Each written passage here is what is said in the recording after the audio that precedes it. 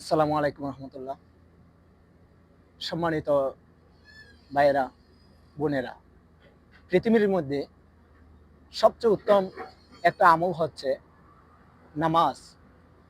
আমি যখন 3 বছর আগে সৌদি আরবে পাড়ি জমিয়েছিলাম, তখন আমি ইমারত বিমান দিয়ে সৌদি আরবে আসি।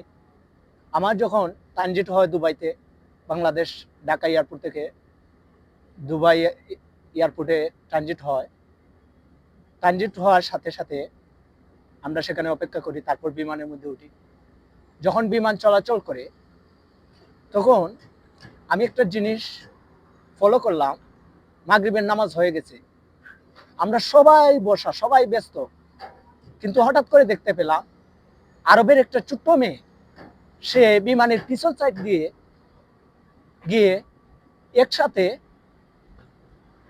3টা সেজদা, রুকু সেজদা চলাচল করে ফেললো।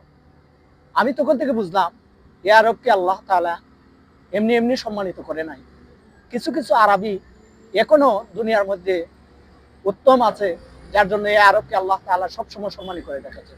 এর জন্য আরবকে আমরা কখনো এতটুকু খারাপ মনে করব না।